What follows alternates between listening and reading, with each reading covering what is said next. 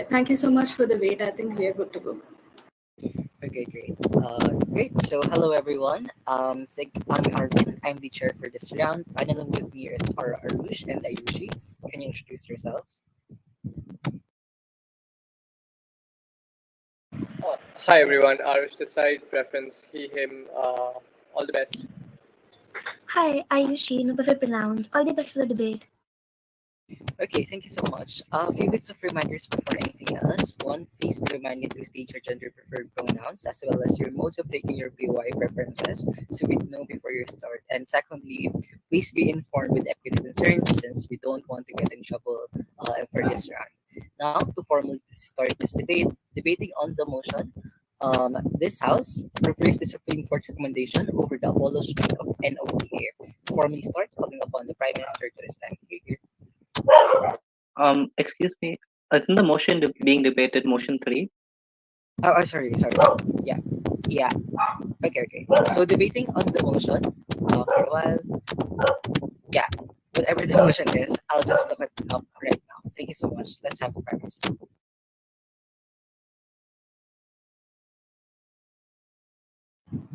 Okay. I'm assuming I can start.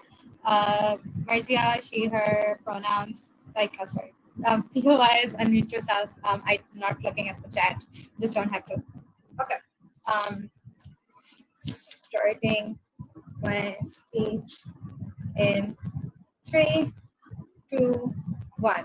Panel, it's important to remember that the single most important thing that most political parties' performances are judged on is what they do for the economy, right? We think the economy generally, because of how the capitalist world is structured, ends up being a very important factor in the general life that people live within a country, but the general overall condition of a country that you live in, right? We think the fact that Rishi Sunak and the Conservative Party has been able to bring down inflation to 2% is not a mere fact that opposition can just throw about, right? You have to understand the UK has been a significant economic downturn for the years in past, right? And this kind of inflation that comes, the kind of news that comes about with a decrease in inflation has come about after a very long time and lots of efforts, right? At that point, then you have things like the consumer price index being very low, which means actively better conditions for people living in the UK, etc., right? We think that the fact that you have finally the economy looking up is reason enough for to not dissolve the parliament and to lay out the election term at its due and not have elections at July 4th as says in the motion, right? Why is this so?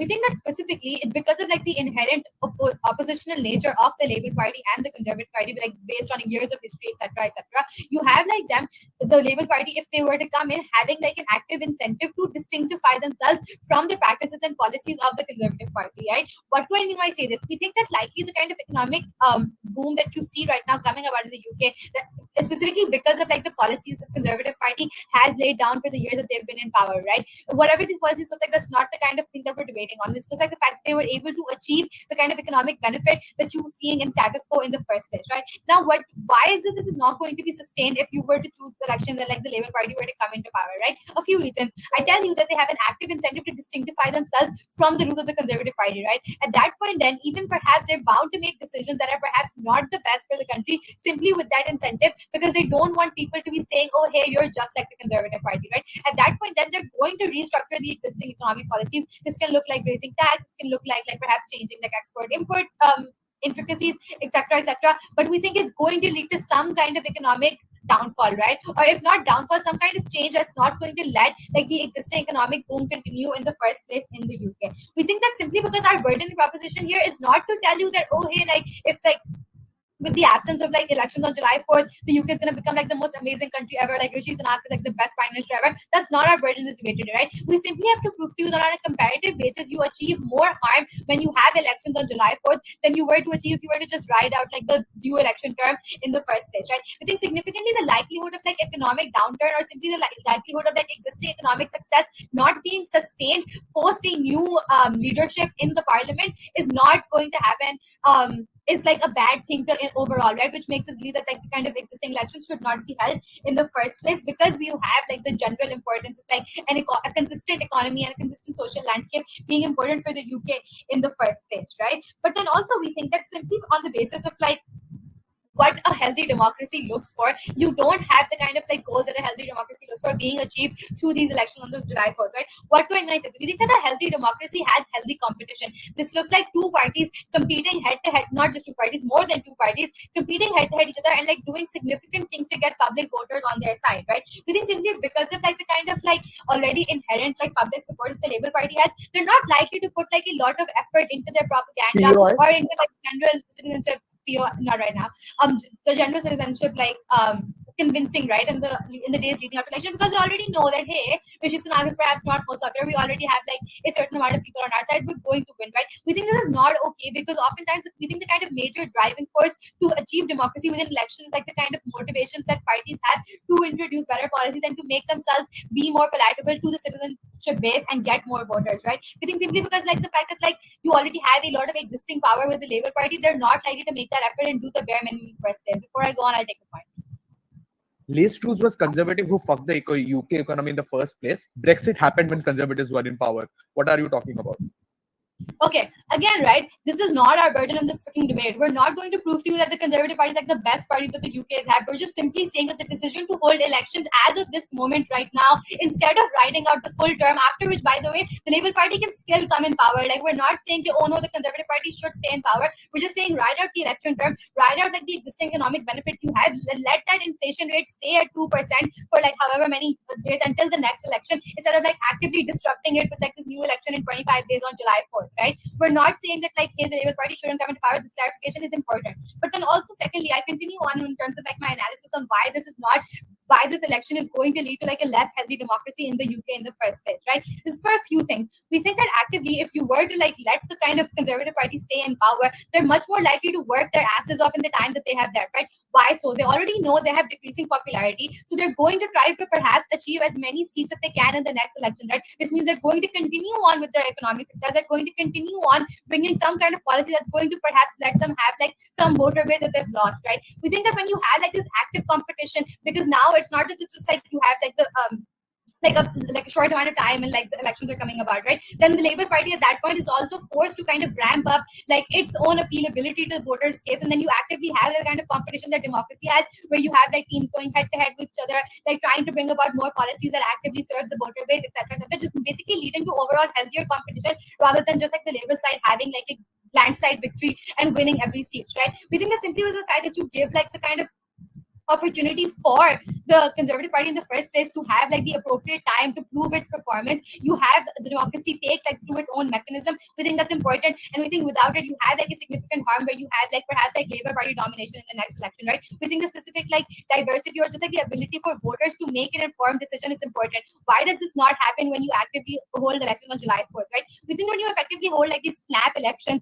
you're forcing voters to kind of make the decisions within like a very short amount of time, right? It's important to realize what kind of voters do parties target with like propaganda or like pre-election campaigning in the first place, right? It's not voters that already know or are loyal for it. It's like swing voters, people that are in the middle who don't know every election whether they're going to be voting for Conservative or Labour, right? We think it's those specific like swing voters that parties target in the first place. Then when you come to like these voters being targeted within like the context of like elections that are snap, in aka you only have like a certain amount of days before like people have to cast their vote, you end up using a lot of like populism as tactics or like identity politics to kind of achieve these voters and get them on your side. We think this is bad significantly because of all the reasons populism is bad, but also because it weakens the democratic structure in the first place, because now you're not allowing voters to effectively analyze the kind of full true performance of a party before they make their vote in the next election in the first place, right? We think this actively is bad, not just the voters, because you actively are restructuring the economy and not allowing economic success to sustain until next election. For all those reasons, party propose.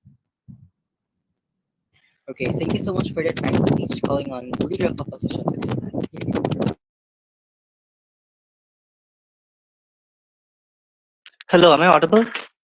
Yes, loud and clear. Okay, I'll begin in 3, 2, 1, go. Panel, in my speech, I'm going to tell you why the UK is absolutely screwed right now, despite what government tells you, and why the voters need to vote on the divisive lines right now. Notice the central mechanisms of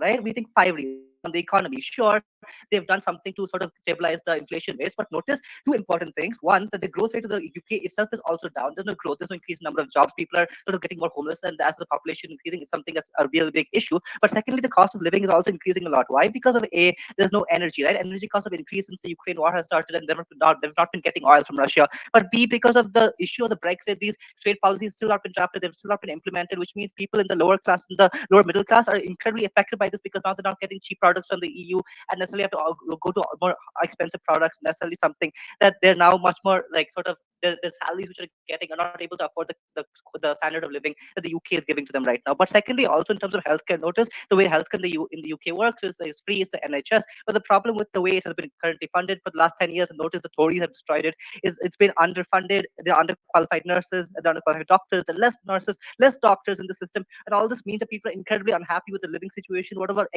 like existential operations that they need? What about like daily checkups? What about the quality of life? All these things go down as per the national health system itself goes down, right? But third, about immigration, right, and migration, the visa requirements have shot up. This is incredibly bad because normally the UK is necessarily a left country with very liberal ideas. This is something they don't like. But even then, they don't even allow refugees anymore, which is itself a little bit unpopular. But even if it's not unpopular, notice that only allowing people with the best and the best education from undergrad level to come into the UK, which is not going to make lots of people happy because necessarily the UK itself is kind of left. But also notice migrants are an important population in UK because a very large chunk of the population, and they necessarily are also stakeholders in this debate. These are like young people who necessarily care about migrants, but also necessarily people who are second gen or third gen migrants who necessarily care about their brothers who want to come in, but also necessarily just from the fact that these people have increased workflow at a point to get extra migrants in, and something that the UK people want access to, right? But fourthly, notice about climate crisis, right? Notice that all the Western developed nations have been pro climate. They've been, about pro like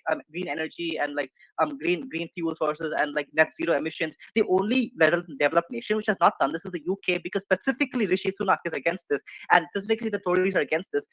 Necessarily, which means there's a division in the population with regards to the government and the people about what really they want and what the direction the UK should take with regards to this. But fifthly, about culture wars, Rishi Sunak has publicly said that he's against transgender, he's against woke things in particular, and he's against like LGBTQ and things like that, right? Necessarily, what all these five things I've told you mean in this debate is that there's a huge divide with regards to what the UK government is doing and what the population of the UK want. That is, they have a divide on what should be done with climate, divide on what should be done with culture wars, divide with what the economy is working, the healthcare, the migration, which basically means people are incredibly unsatisfied and people are incredibly unhappy with the way things are going right now. Notice then this goes into my first argument and my main argument for today about why people should have the electoral preference and choice right now. And the way I'm going to do this argument is first explain why this right now is a tipping point in this debate, and then I'm going to explain why people need to choose at this particular point to determine their own destiny given these problems. About this happening right now, three reasons why. Because of the worsening of these issues over time in the long term, right? Even if they say, oh, the alternative is you have the election much later. Notice it is much later, which means the current problems you have is going to become much worse over time, right? The healthcare problems become much worse. Less doctors, less nurses, less qualified. The migration problems, the economy problems, the decreased growth rate, no PY right now. All these things will become much worse as time progresses, right? And there's no sort of stopgap to sort of take stock of the situation and say, do I want to go in a different direction or not, right? Which basically means it's something they have to consider. But B, on urgency, every moment these problems are not being solved or the people's ideas of these problems not being taken into account is a moment which is suffering causing to the people, which basically means if people did not consent maybe to have these particular economic policies put into place, they didn't want this to happen, but it's still happening to them, and it's happening to them in a way that's making them suffer right now. And there's an element of urgency to it because as it happens, the more damage is done to these people. But see, in the permanence of these decisions, right? Because of notice how what happens right now in the next 6 months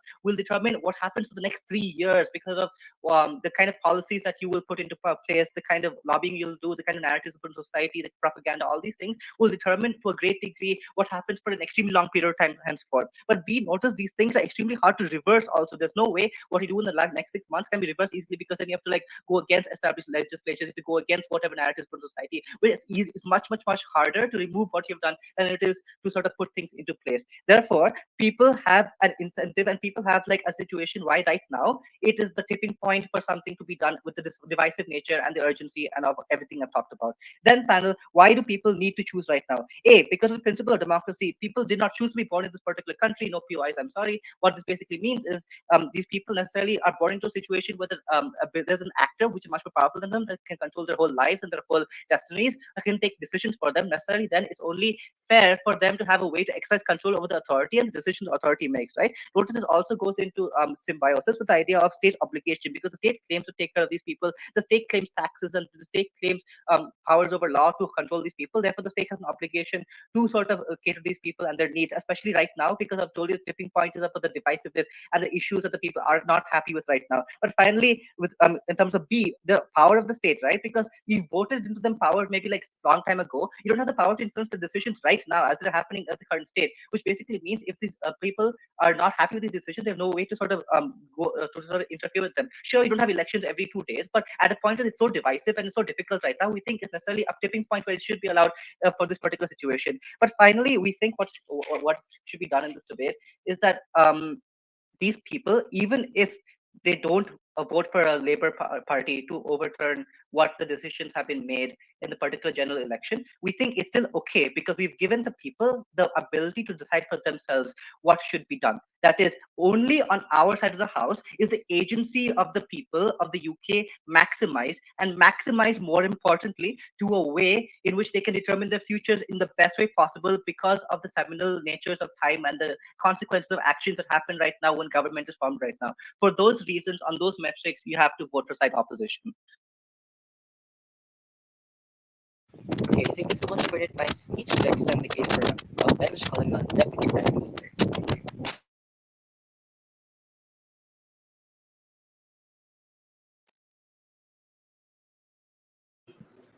Just 10 seconds. I need to get water.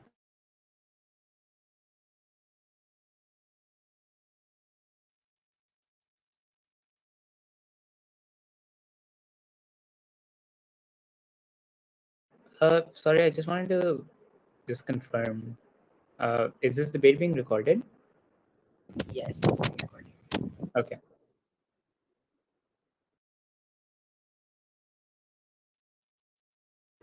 Okay, am I audible? Yes, loud and clear. Okay, I will be beginning in 3, 2, 1. One very simple question I'm going to ask from side opposition. Why don't you hold elections every 2 days if you think that people need to have choice about what policies need to be made? Obviously, this is rhetorical, but the burden of this debate on side opposition is that why should elections happen right now, and how all of the problems that are being talked about will be solved or will be better off if these problems need to happen right at this point, if elections happen right at this point to begin with. Also, POI is in chat just for clarification, right? Because you see, fact of the matter is that the actual elections were scheduled to happen somewhere around October, November, December, right? Because the previous elections happened in 2019. So the election, so the term of the current government was supposed to end around that time as well. It's just that these elections are being pulled 6 months prior, and the harms that we talked about are exclusive to holding elections 6 months earlier than holding them 6 months later. The problem is that unless and until they prove to us why elections need to happen today as compared to later on, I think they lose this debate. I think we're winning right now. A few refutations of their case, right? First of all, there is the climate crisis, that there are culture wars going on, that there are bad immigration policies that are happening to begin with. The problem that I have with this case is that, number one, all of these cases are just an anti-conservative party case, not a pro-elections case, or not a pro-elections happening right now case. The point I'm trying to make is that side opposition does not give us any sort of analysis or mechanization as to whether elections will solve these, or elections happening in June or July will solve these problems to begin with. I'm going to be very, very clear here again. The burden of this debate is not on us to defend the Tories, or that the Tories should win, or that their policies are good. It is to defend whether elections happening right now does more harm than good or not. That is where this debate lies, right? That's the first thing, because they need to prove to us then, if Tories losing this election and Labour comes into power, then how will all of these problems be necessarily solved? Because they've taken up this burden of proving to us that Tory policies are bad right now, an alternative government is going to come up to place, and they also have to take up the burden of defending the Labour government, which will probably win the next elections as well, and how the climate crisis will be solved by this government, how culture wars will be solved by this government as well. And on that point, I want to kind of like defend, I want to like kind of argue about how the Labour Party is likely to perform as well, right? Because you see, they talk about how there is fragmentation and divide within the country and especially within the Conservative Party to begin with. I posit to you that this divide exists within the Labour Party as well. This looks like in the past, for instance, there being a divide over the Palestine issue where people like Jeremy Corbyn had to or being actively campaigned against the Labour Party despite being their active leaders in the past and breaking away some of their politicians as well. This looks like there being a divide where certain people of certain members of the Labour Party actively voted against pro-LGBTQ bills in different parliaments across the country as well, while the other side of the party actively supports these bills to begin with. The problem is that the fragmentation and dissatisfaction and divide exists in both parties. I don't know how they solve this as well. I don't know how elections are solved. Again, secondly, the idea of immigration that has increased. It is unpopular. But point panel, Labour actively supports immigration policies or supports pro-immigration policies to begin with, i.e. it argues in favor of loosening immigration restrictions to begin with. I think at that point in time, this problem is not solved at your side of the house again. Once again, I want to clarify, even if I lose all of these ideas, even if they prove to us that Labour will objectively be a better government, I think they need to prove to us why Labour needs to be elected at this at this point in time to begin with right now as well, right? And this is where our case comes in, and it is very, very important, right? I posit to you two things. Number one, economy. Number two, why this is bad for democracy. In economy, we tell you that sure, as opposition says, whatever troubles the government is in right now is because of the Tory government being in power for so long. And sure, even right now, the government isn't performing crisp clear like, let's say, other big economies of the world to begin with, right? We concede that. The problem isn't this. The problem is that as compared to 1 or 2 years ago, when inflation was an all-time high, when jobs were being lost out, when the entire economy was down in the tatters, and when Liz Truss literally had to resign because of these problems, I think as compared to that, within 1 year, Rishi Sunak, as regardless of his flaws as a prime minister, has fulfilled his promises of stabilizing the economy to some extent to begin with. This looks like the consumer price index going significantly down by 19% in March 2023 to 3% today. This looks like wages going up by around 5 to 6%. This looks like food inflation going down as well. This looks like this life becoming relatively better for people. But why is this so important? Why can't you have elections right now if things are so good to begin with? I posit to you that these changes and this stability is fairly new. It is fairly recent, i.e. economic policies have just started to bear fruit. You need to give them at least 5 or 6 months in order for these economic policies to give some sort of stability to the economy. This is where the nature of economic policies also comes into play as well. Because you see, you can differentiate, you can sort of change interest rates, you can change fiscal policy and stuff like that, or monetary policy, and play around with the inflation and play around with the state of the economy around, using these ideas to begin with. I think the only way for you to have some sort of meaningful stability in the economy is to give these policies time to let them stay. The problem is, as soon as the Labour Party comes into power, they would want to differentiate themselves from the Conservative Party. Okay, maybe it is in their interest to have a stable economy as well. Sure, but it is in their greater interest to show how we also did this, but we did it differently. So they're just going to have different policies. They're going to change a lot of these things. They're going to take a 180-degree turn. They're going to use their own goddamn economic philosophies or whatever. And maybe it will work, but it will work over the long term. Over the short term, the economic stability that was being achieved will be completely gone away. I think you should give time at least till November for the economy to settle, for wages to settle, for prices to settle, and then hold the elections where a more reasonable economic policies can take place after the Labour Party comes into power as well. But also, secondly, the choice of the people, right? You should let people have choice. Again, people will have choice in November. Why do you need to give people choice right now? I don't know. I don't know why within democracies, you have a 5-year, 10-year. If suddenly people choose to want to change their government, you cannot have elections 2.5 years within the term to begin with. And if you really want to then call a vote of no confidence, why do you need to hold elections? I think that's inherently bad. I think then the idea of choice is also very irrelevant in this debate, since this is a more harms than good debate as well to begin with. And this is where our idea of where democracy is better off also comes into place as well. We posit to you that not only does the Labour Party have less incentive to bring reform, because guess what? It is going to win a landslide victory. It is going to completely outdo the Conservative Party, and since the Conservative Party is so unpopular, it won't have enough opposition to be able to put up with it. But also, secondly, simple fact of the matter is that the opposition parties, other smaller parties, are not going to have enough time to campaign, which means that the bigger party is going to win out on their names. They're going to win out. Oh my God, look at us. We have look at our identities. Look at our political ideologies. But smaller parties like the Green Party, like the Reformist Party, are not really going to have a chance to begin with. These are parties that are smaller and need time to campaign. They need to go door to door to get some sort of votes. They're completely going to be zoned out of the parliament because in the small amount of time that the elections were announced and the elections are going to be held, they simply won't have enough time to campaign for their political for these elections to begin with. I posit to you that elections should should be held, choice should be given, just not now. This is not the right time for you to change things. It's going to fuck over the economy. It's going to ruin your democracy. It's going to ruin all the actors in place. I think we cleared this debate, both side government. Thank you so much for that fine speech. Text and the case for up, calling on deputy leader of opposition. I'll start. Yeah, Pierre's exclusively through the chat. Please don't voice it. All right, I'll start in 3, 2, 1. The first assumption they make is that the choice is not happening right now. If I could hold an election in every 2 days, I would. This is the ideal way of doing a democracy. That's why you have democratic cycles in every singular 4 years. The reason you cannot is just logistical, which is to say their metric itself of what a rightful democracy looks like is extremely faulty. If it's true that if you give time to a certain party, they will necessarily fix themselves and they deserve that time, that's a problem. You don't know what the right amount of time to be given is. Why the fuck do you have elections in every 4 years? Give every party 10 years then. They probably need more time. I don't think they have a principle on democracy in this round. Firstly, on the idea of economy. Inflation being controlled is only one singular metric that economy is doing well. There are multiple indicators that UK's economy is not doing well right now. The cost of living right now is at an all-time high. Why this is extremely bad? This is extremely bad, and more importantly for most number of people, because the working class UK is necessarily struggling right now because of this cost of living. Why is this extremely high? Because of Rishi Sunak's own policy. He was not quick enough to control the gas crisis which is necessarily happening during the war. He was not quick enough to have a proper exit plan for Brexit because he necessarily didn't prioritize it in the first place. Because of all of those reasons, the cost of living is extremely high right now. Why is this important? Because there's something which UK people agree with as well.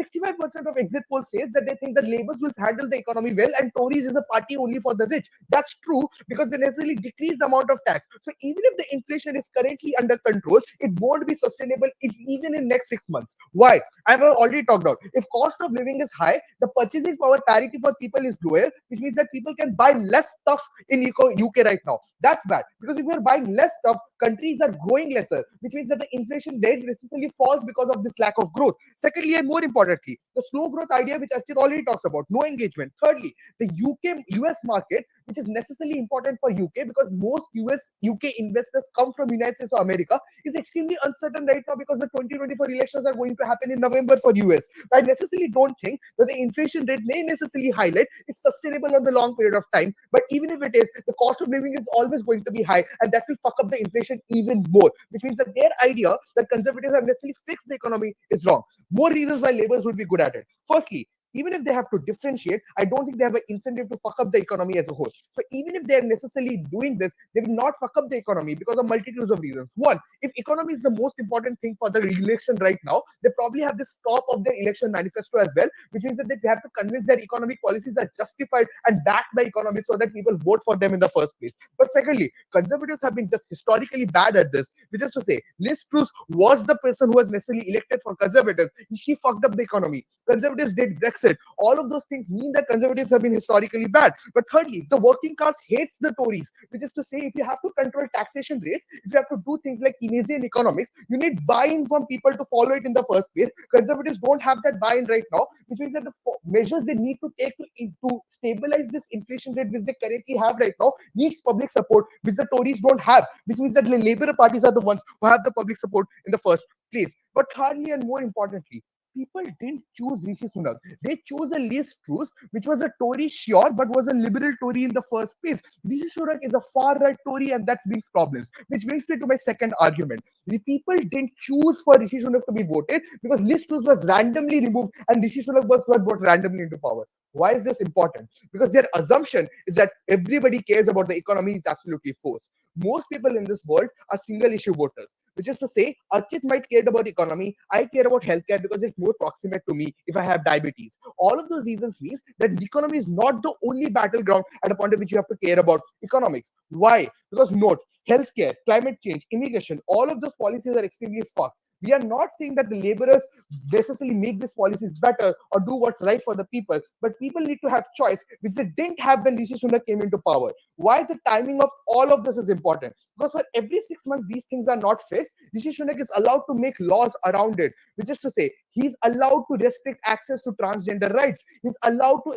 restrict access to people coming into power. Why is this necessarily bad for next 6 months? Because the moment these laws are enacted, it is extremely hard to reverse them. Because for reversal of laws and removal of them and abandoning of it, you need super majorities, which is extremely hard to find in a political setup like UDA, which is to say that all of those laws necessarily gets reversed. Even if the problem with this is that this is not democratic at all, because people didn't choose Rishi Sunak to come into power in the first place. But lastly and more importantly, they have a problem with this being a landslide victory for laborers, and that's why the timing is not right. Look at the fucking context slide. Rishi Sunak says that he needs this election to happen in the first place. Rishi Sunak has called for this election because he thinks the timing is right for conservatives, which is to say this is the most fair way to do this elections, because before this announcement, everybody predicted that Rishi Sunak would lose by a landslide. But Rishi Sunak thinks that this is the right time for him to ride the battle, and this is a choice conservatives have made, and far-right conservatives and their voting bank thinks that this is the right time for them to come into election so that they can have a chance to come into power. So all of their argumentation is bullshit in terms of timing. At a point of view, Rishi Sunak himself has think that this is the timing is right. I don't think Rishi Sunak is probably dumber than whatever 7 minutes analysis they have given us. Before I move on, POI. You paint out all of these problems of like, oh, hey, the working class, but you never explain to us why this election single-handedly is going to solve those problems, which is your burden in this debate. I don't give a fuck if it gets solved or not. I think people need to have a choice and believe that this can get fucked. Which is to say that if people think that Rishi Sunak has done a terrific job, they can vote him in. If you are true that he has fixed the economy for next 5 years, Rishi Sunak should convince people that he has, and people vote for Rishi Sunak. We are not saying the Labour Party should come into power. It's your analysis which says that is true. Why do we think that Labour Party, all of these things, like even if you have to take that burden, we'll prove to you why Labour Party will still do these things better. One, because Labour Party is popular with the working class. Labour Party, by the name Labour, means that they care about labourers. This is as intuitive as it can get, which is to say the working class really likes Labour parties because the cost of living is so high. 65% of exit polls have necessarily told you empirically why this is true. All of those reasons, and they're necessarily relaxed on immigration policies. That's a good thing. They necessarily don't hate transgender people. They're just good for everybody's rights, which means that it's just great for everybody for what they necessarily want. But even if that is not important, the voting choice is, because the timing is perfect right now, which is to say that you cannot allow Rishi Sunak, a person who has not been elected by people, to make laws and regulations, which is extremely hard for you to reverse. If he decides something economically today, he cannot change anything after 6 months because his plan is coming into action. All of those necessarily problem means that you necessarily have to give voters the choice right fucking now. Could not be more proud to oppose. Thank you so much for that kind speech calling upon government with respect.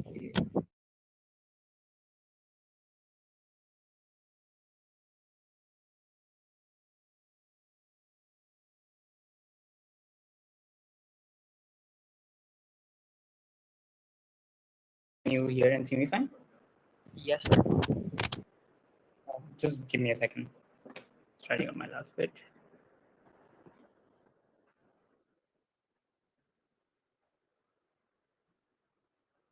Okay. POIs in chat, please. If you don't write POI in chat, I will assume you didn't give a POI. Not good for either of us. I will do my best to make POI. Also, if you ask POIs, please don't use abbreviations. I'm not very good with those. I won't understand what you're saying. Thank you. Starting my speech in 3, 2, 1. I have a friend in the UK. He's in the University of Kent. His name's Zen. Shout out to Zen. And he's a British national.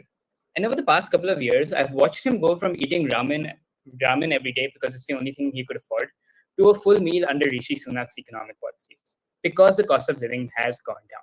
I'm the last person in the world to like the Conservative Party, but when opposition comes up and tries to assert to you with statistics they pulled out of their ass that the quality of living is going down, I think that's a lie. And I think very aptly when opposition too comes up and says, I don't give a fuck about the people, I think that's very indicative of their case. I'm very proud to propose. On the principle then, on the right to choose, I want you to think about their argument to understand why it doesn't really work. i.e., all of the analysis that they give in their principle, and we'll get to that in a second, is not a right to choose whenever you want to, whenever you like, but particularly just that you have some aspect of choice in a democracy. And if you look back at your notes, that makes sense. I'll explain that more in a second. I tell you, we also get that in our world. And if you want to discuss the harm in the principle sense or the practical sense, the marginal impact is very low if you buy their best case, considering in 6 months you will have these elections again. But even if you don't buy this argument, or you think that they are right in terms of the fact that this choice can happen whenever, I would posit to you that they don't prove a tipping point, i.e., why this is necessary right now. Which means under their model, you can have an election every hour, every day, every year. I don't think you could pass any policies. We'll get back to that in a second as well. The point being, their principle doesn't work. It's not consistent logic. I would tell you, in the context they set up here then about why this is necessary, some of the examples they give you, like the energy crisis, i.e. Ukraine and Russia, and such of the economy sort of going down because trade is reducing from other countries, are stuff that is not in your control. It's stuff that is happening outside. That is to say, it is an inexclusive impact in terms of whether the Labour Party would be in power like tomorrow, or whether the Conservative Party is in impact today. I think particularly what this means is any of the reasons for why this should happen right now don't particularly stand. I tell you, B, on the state duty on born into position means you have some right to choose who elects you. I would tell you, you get that in a democracy, but I tell you that gets worse in your side insofar as the person that you want to vote in and you want to take some time to do his work gets voted immediately out in terms of when people sort of change their minds about him immediately. But see, on the last point of you need this and it is necessary because you have no ability to exert power of these people, this is untrue. I tell you, A, you have protests and strikes that work in the UK. That's how the fuel tax went down. But B, you have re-election incentives in these politicians. I.e., if these politicians fuck over people right now, they won't get elected again. I think those are all the reasons for why that principle of right to choose whenever doesn't really work. But some extraneous points that they sort of extend from the principle is that you voted for Liz Truss. That's not true. It's a parliamentary system, guys. You vote for the party, they decide who the PM is. That's sort of how it works. And a question then I'd like to ask for you is, they say you have the 6 month span that you have will not allow you to reverse any policy. Just an intuitive question I would ask you then. If the Conservative Party has been in power for the last 14 years and 6 months is enough for them to solidify policy that can never be changed, I would posit to you that you don't have any impact in opposition side as well. The point of this just being that analysis is bullshit if you think about it for more than a second. Let's move on. I tell you then, their principle about the right to choose and the right to democracy breaks itself down when you think about how democracy works, right? That's to say, applying policy takes genuinely years for such important policies to work, right? When you're funding welfare, when you're creating taxes, or when you're funding even the NHS or defunding the NHS, it takes years for that policy to actually show in terms of the reverberation of its impacts, or for you to understand whether that policy worked or not. The point being, if you vote people out the moment their policies don't work, the moment they're enacted, you are unlikely to have any change. The point being, again, sorry, I've said that over again, is that you need long-term change and you need to protect the ability for that long-term change. And the only way that you get that is when you allow people to serve their full term. The comparative now in the rest of this debate, and this is where I get into the practical arguments, is that the comparative is between either voting these people out now or voting these people out in 6 months. That is to say, all of their impacts in terms of, you have better LGBT representation and you have more immigration, etc., still exist in our world, in our worst case, but you get them 6 months later. The question then becomes, how does having this election right now sort of create negative impacts? And this is where they don't engage with any of our case at all, right? The big clash over here then is this idea of cost of living, where they tell you stuff like the energy problem and Brexit is what caused this issue in the first place, and now the cost of living is just bad.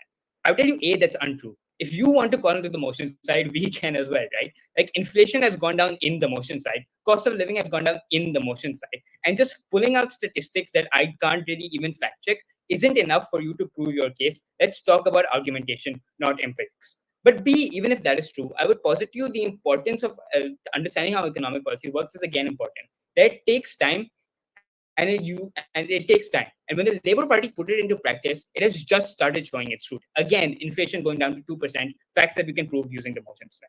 But C, I would posit to you that Labour is not better if that's the argument that they want to run, right? Because recognize that the Labour Party has Labour in their name is not real analysis, right? I would posit you it's especially harmful for the middle class, insofar as the raise in taxes means that it is harder to have a cost of living for that. But particularly recognizing their own context of the energy crisis and Brexit, it doesn't deal with the outside conditions that caused these economic crises in the first place. Labor is not going to be much better. But I also think their mechanism then is inaccurate in terms of principle. I.e., it's not Rishi running this; it's the party of conservatives running this. I don't think that analysis really works. The comparative then becomes incredibly important. And I tell you, if they want to run the incentive that labor will be good, is because they have an incentive to have good economic policy.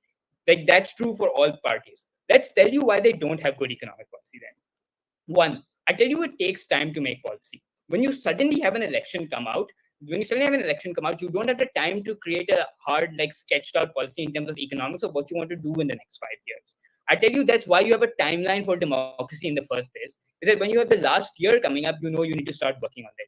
But B, I tell you what this means, and something that they don't really contend with, is that now you have to rely on short-term ways for people to convince people to join your party. I.e., you cannot explain to them why your policy is good because either you don't have the policy or you don't have the time to convince them of the policy. So you rely on stuff like identity politics to make them like you. This means that the decision people are making aren't informed. That's bad for principle. That's bad for the economy. But see, I tell you, it gets worse as well. And they don't engage with us here either, right? That in terms of the fact that you need to differentiate from yourself from previous economic policy because you suddenly have this change of heart in the election, you are likely to click on economic policies that don't work or are like fancy because people will buy into that more. I tell you what this means is that you have worse economic policy. I think your world gets worse. I think for all of these reasons, because side proposition understands we can get all their changes in 6 months, we win this debate in our worst case. Thank you so much for that fine speech. Now to crystallize the case for Unclench, calling upon opposition with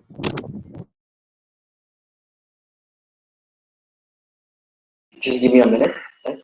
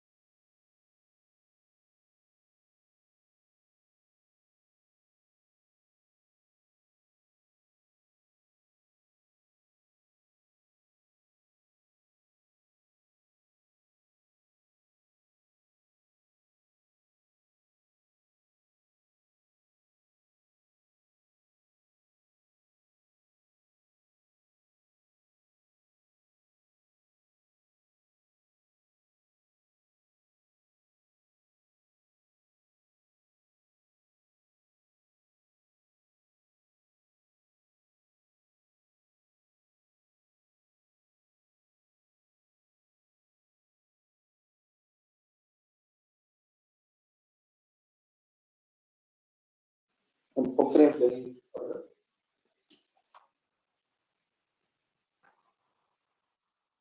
It's too much for panel.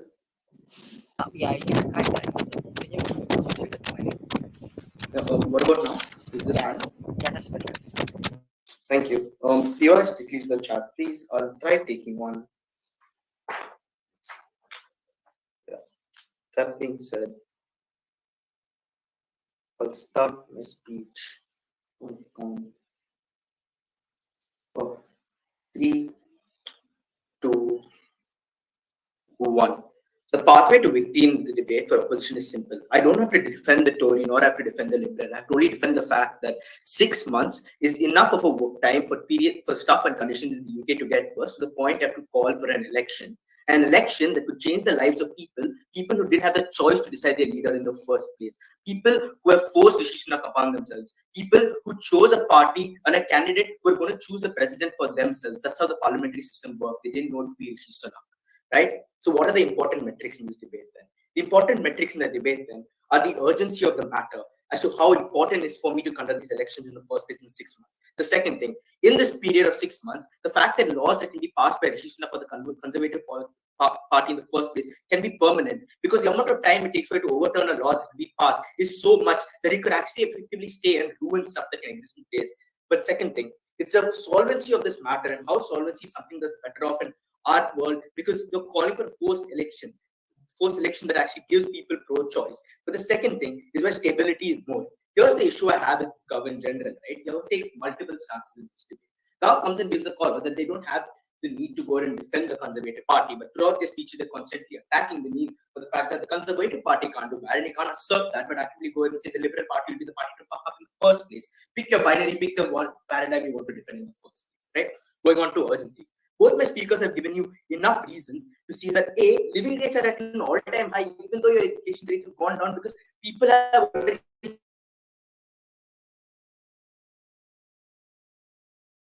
there's an active don't even have money in the first place, and cost of living and rents are at an all-time high. What this possibly means, my second speaker talked about spending power. If people are not going to go and buy stuff on the market because they're scared of the inflation, are scared of the fact that they were not able to deal with the energy crisis and Brexit, they're going to save money. If they save money, there's less money in the banks that is being circulated. Your economy falls down. But the second thing, then, right? Why is healthcare at an all-time low? Rishi Sunak and the Conservative Party, as framed by the government, has spent a large amount of time dealing with the economy. To the point they want to frame the fact that the economy is an important factor in determining elections, that he's gone ahead and neglected the NHS as a whole. What this has led to is underworked staff, lack of healthcare, a tokenistic healthcare system that existed in the rule of the Conservative Party that went ahead and plagued the people of UK. But the second thing is in the migration. Don't have a lot of refugees and migrants, second generation immigrants. These people do not have a voice because the Conservative Party has oftentimes been more against the migration policies. Moreover, student visas and student loans are something that do not get approved in the UK as much because Rishi Sunak has oftentimes come in and told, no, unless you're the top 50 universities in the world, you won't get into UK. But the second thing then, climate. I think it's really important in the global standpoint that UK also has to take an alignment on climate. Considering there are constant meetups that happen between nations and constant global meetings that occur where climate is very important, and the fact that Rishi Sunak has decided not to speak about it, and people actually care about the climate because it actively hurts them. And when it actively hurts them, when you live in a shitty climate, I don't have a hospital to go to treat me when I'm actually coughing because there's smoke around me. What the fuck am I supposed to do? Rishi Sunak has not addressed goes and fuck the people on many ends. But the second thing, if Rishi Sunak is actively go on and follow people and be against transgender rights and against LGBTQ rights and being very forward about it, you're going to create culture wars. You're going to recreate people. You're going to create unrest in society. Unrest in society in a time where they don't even have money to buy food because the economy is at an all-time low, because people don't have spending power, because living rates are so high. Time when healthcare is at an all-time low. All of these things are plaguing people. And they're plaguing people to a rate where they didn't have a choice to decide who's the one plaguing them. They didn't have a choice that Rishi Sunak is going to come into power. For all these reasons, I think principally it's 6 months is enough of a time period for us to say fuck you to and conduct the elections in the first place. But the second thing, that on a more utilitaristic standpoint, I think any laws or any damage done in 6 months is more than enough long-term damage to sustain it. Because A, any law being passed by the Conservative would want to be passed in their favor so that they can maintain power post-elections also. Meaning laws could be passed in their favor. This probably means they're going to have laws that cannot be changed and in fact will help them during the elections. And for you to dictate and overturn these laws will take a large amount of time. But second thing, notice the elections are called by Rishi Sunak himself. So the entire metric of a healthy and fair democracy that Gao wants to push on me is something that's thrown out of the window. Because A, if electoral polls and guesses and statistics go ahead and tell you that the Liberals are more likely to win, even Gao concedes to this. But even if this is the case, I think an educated and well-known party that's been in power for a large amount of years, such as the Conservatives, are not going to have a stupid decision where they have Rishi Sunak go ahead and tell them, oh, I want to hold the election because I feel I'm going to win now. This probably means they feel they're going to win. They have policies to back it up. But this also means electoral people actually judge this, said they also have policies to do it. So I think policies exist on both parties, and it's a very fair system of elections because one party wants to go into power and the other party is most likely to win. There's going to be a healthy democracy. I don't care who wins in the end of the day. All I care about is these urgent issues are then fixed for the people, and this are fixed for the people by people they decide into power. What's the next point there? I think the way this goes about is simple. If it's 6 months of time, I think both parties are also still going to focus on the economic rates and economic spending. If economy is such a big condition in it, I don't think the laborers are going to go ahead and throw it out the window. The laborers are still going to care about it because they still want a win condition in elections. It's just what are the other things they focus on? What are the other nuances? My second speaker goes ahead and tells you that people are not single issue voters. People are single issue voters. What about the people who actively wanted a pro-migration policy? What about the people who actively wanted better healthcare but were neglected because Rishi Sunak decided to focus on economy? The economy that was fucked by his own party in the first place. Economy that was fucked by Brexit. Economy that was fucked by the fact they didn't deal with the Russia crisis. You tell me the people need time to change. They had enough time. They were in power for so long. They still decided to fuck it up and take your POI. On one hand, you say that all of your impacts aren't reliant on anything, but recognize all of your impacts are reliant on the Labour Party coming in and fixing everything. You're only arguing in the best case. Please engage with that. If the policies the Labour's party put out, something that people don't want, they can still go ahead and vote for the Conservative parties. The Conservative Party already feel they have enough policies that can come out and help them win the elections because Rishi Sunak wanted the elections in the first place. That means they're probably really confident about the policy they can put out. Meaning they also have good policies. Irrespective of what it is, competition breeds good policies. Competition breeds increased in output and workflow because both parties still want to maintain power. One wants to come into power, one wants to maintain power. I don't care which policy is good. I'm just saying liberals can offer enough of a challenge to conservative at this point in time because the issues are so big that they deserve to be challenged. Issues are so big that people deserve a voice in the first place. Your friend may get better meals because of Rishi Sunak, but my other friends don't have people coming into the colleges because they're not part of the top 50 universities. They don't get student visas. But the second thing, then, I think it's important that people recognize two things in this debate. The principle for me to have choice and act on matters that have plagued me because I don't have support systems to support me because Rishi Sunak has fucked the climate change because by not talking about it. They're fuck cultural devices, fuck migration. But third thing, I don't care which party wins. I think the pathway to victory is why 6 months is important and why competition is breeding the 6 months and help them. Fair elections, everything Gov says doesn't stand. We're exclusive in terms of our impacts and next. For all these reasons, proud to propose. Okay, thank you so much for your fine speech calling upon opposition reply. Am I audible? Yes, you are. Okay, thank you so much. All right.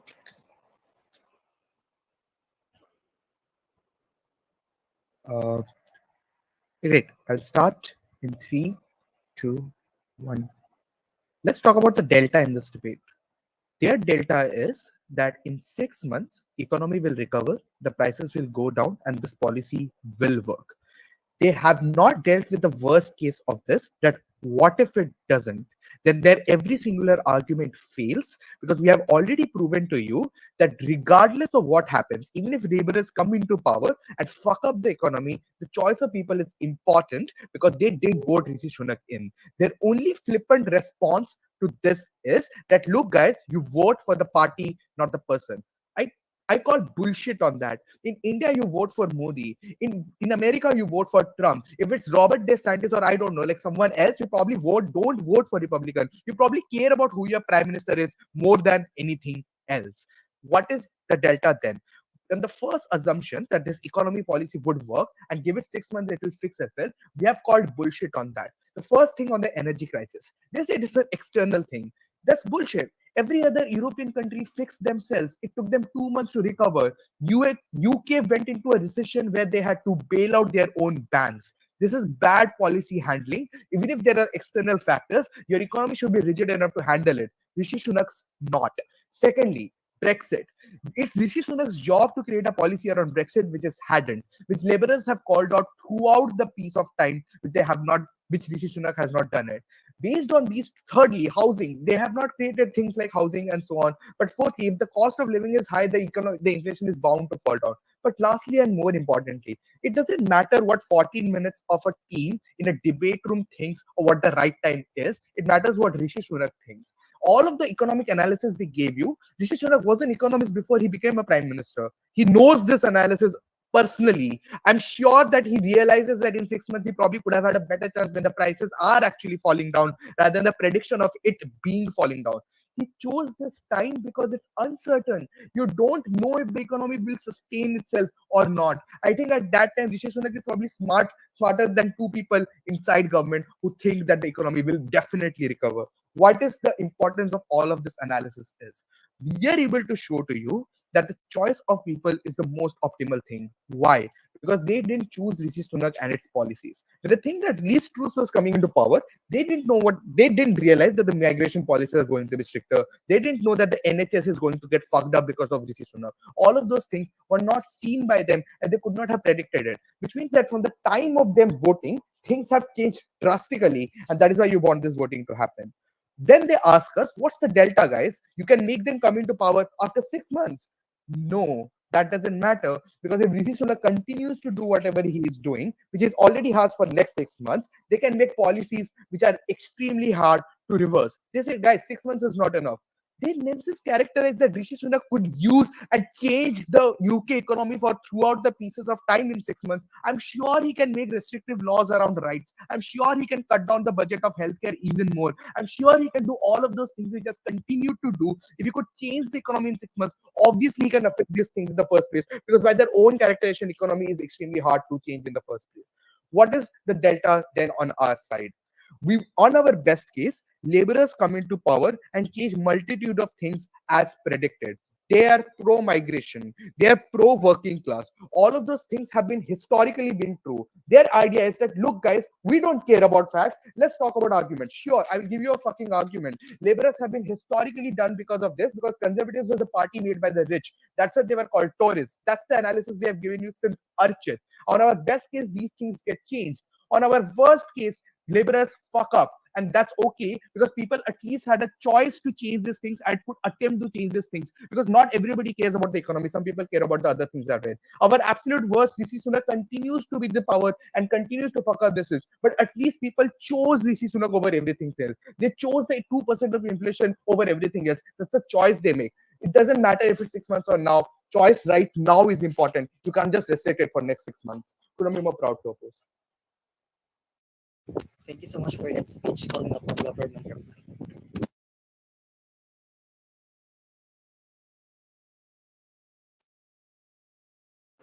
Am I audible?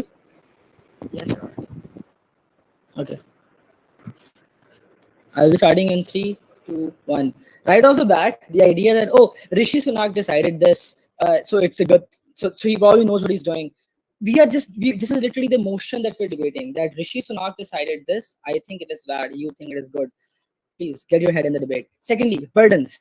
The simple burden that side opposition had to fulfill was not that, oh, Labour Party is so good, or that the Conservative Party is so bad, but that why elections should happen, why Labour should win, not why Labour should win, but why elections should happen, and why elections should happen right now and not within the next, after the next 6 months. I don't really get any sort of analysis from this, over this from them, apart from these basic allegations that, oh, they will just worsen the economy more so, when there are clear indications that the economy is getting better and is going to continue to get better because policies are in place and stability is going to follow as well with time as well. But then this entire idea that conservatives are bad and then, you know, they're going to do something really, really bad within the next 6 months. I mean, I'm sorry, but conservatives have been in power for the last 14 years. If the world was going to go to shit, it has gone to shit in the last 14 years. I don't know what's going to happen differently. By the way, this is me like arguing, and even if, right, even if they undertake bad policies in the next month, then what, next 6 months, then what is going to happen differently within the next 6 months? The things are going to go even worse. Why can't we have elections after 6 months? Why can't we let the Labour Conservative Party complete its term? I don't really know, still no analysis over this. I think we win this debate over that. But then this idea of choice, right? You give choice to individuals. Number one, I think individuals actively voted for Conservative Party. They actively voted for the MPs who were elected to the parliament, and then the parliament voted for the prime minister to come into place. This is how parliamentary democracies work.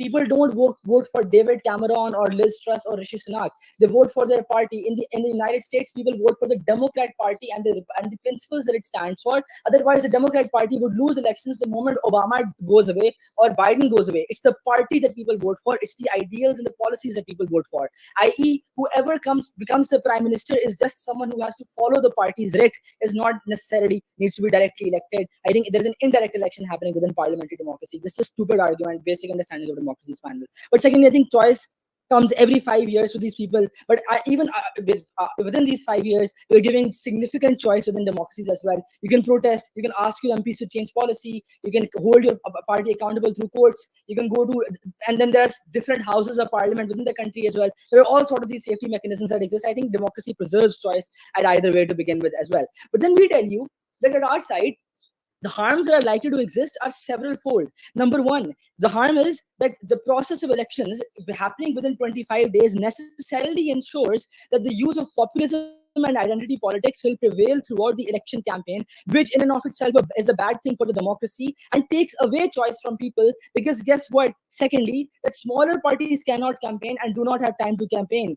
Thirdly, none of the parties have time to make policies, and even if they do have time to make policies, they don't have time to justify these policies to people. So people make uninformed decision, i.e. the choice is simply uninformed. We win on the choice comparative then as well, panel. I think then the process of elections in and of itself offers significantly greater harms at their side of the house. Economic policy we talked about, completely unengaged. That stability is needed. That lack of consistency is bad. That the Labour Party coming into power right now will necessarily result in a lack of consistency. It is going to completely screw over the economy. Never engaged, never tackled. The final comparative then, best cases. Their best cases, everything is fixed. Our best cases, everything is fixed, but you have better elections. You have more justified elections. You have elections where people have better choice, where there are smaller parties that can campaign better, where identity politics and populism doesn't happen. Our best case offers more good to you. Secondly, the worst case. Their worst case is the Labour Party messes up, economic stability is gone within the next 1 month,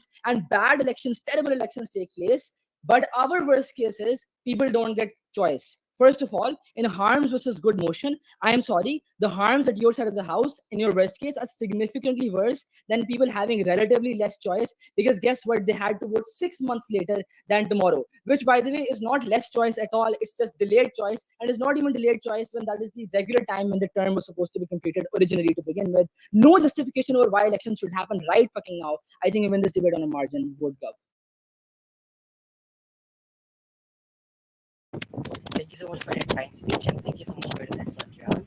You guys may now pass the house and may request everyone except for the panel